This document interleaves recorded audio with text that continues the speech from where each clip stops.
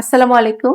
আমি doctor নাইদা Sultana Simi, senior consultant হিসেবে কর্মরত আছি মুগদা মেডিকেল কলেজ হাসপাতাল এবং নিয়মিত চেম্বার করছি Fokna diagnostic centre, Muktinagar, clinic ১, Dhaka. আপনারা অনেকেই জানতে চেয়েছেন পিসিও বা পলিসিস্টিক ওভারি থাকলে কি আমি মা হতে পারবো না? তাদের জন্যই কিন্তু আজকে মূলত এই আলোচনাটি।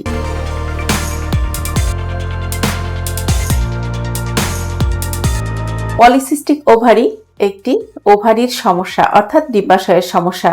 একটি মেয়ে সৃষ্টিগতভাবে বা জন্মগতভাবে তার মায়ের পেট থেকে যে পরিমাণ ডিম্বাণু নিয়ে ভূমিষ্ঠ হয় তার একটি নির্দিষ্ট সংখ্যা রয়েছে।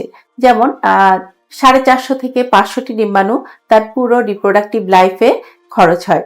কিন্তু কিছু কিছু ক্ষেত্রে দেখা যায় আল্লাহ পাক তাকে দুহাত ভরে ডিম্বাণু উপহার দিয়ে থাকেন, তাই তার ওভারি বা ডিম্বাশয় প্রচুর প্রচুর ডিমে মানে কয়েক লক্ষ ডিমে ভারাক্রান্ত থাকে।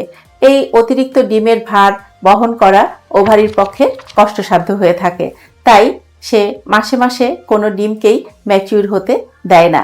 আর এ কারণেই কিন্তু পলিসিস্টিক ওভারিতে ভোগা মেয়েদের অনিয়মিত ঋতুস্রাব বা দেরি করে করে ঋতুস্রাব বা মাসিক অথবা অনেক সময় দীর্ঘ সময় পিরিয়ড বন্ধ থাকার পর অর্থাৎ বছরে 2-3 বার মাসিকের দেখা পায়।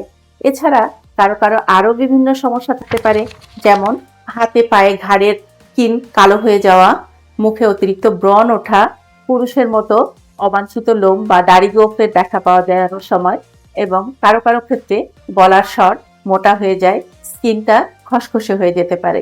এছাড়া এই পলিসিস্টিক ওভারির সাথে রয়েছে কিছু হরমোনজনিত সমস্যা, কিছু হরমোনাল ইমব্যালেন্স এবং আরো অনেক মেটাবলিক প্রবলেম।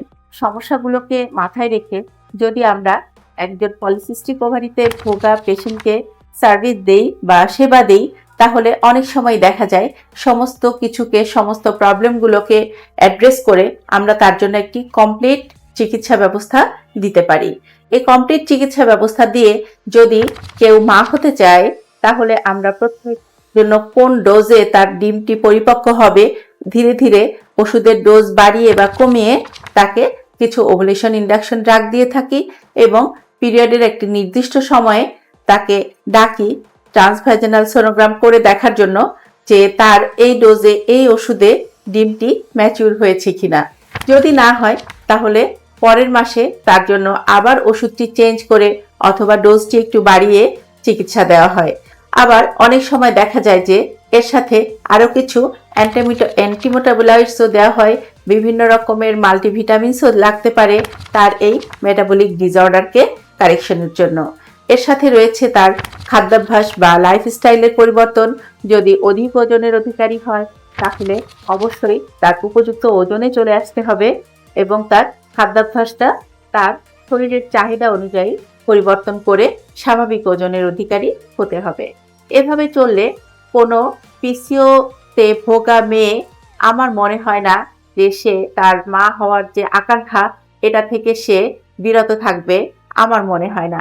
আমি বিশ্বাস করি উপযুক্ত চিকিৎসা পেলে পলিসিস্টিক ওভারিতে ভোগা প্রতিটি মেয়েরই মা হওয়ার স্বপ্ন পূরণ হবে ইনশাল্লাহ। তো সবাই ভালো থাকবেন।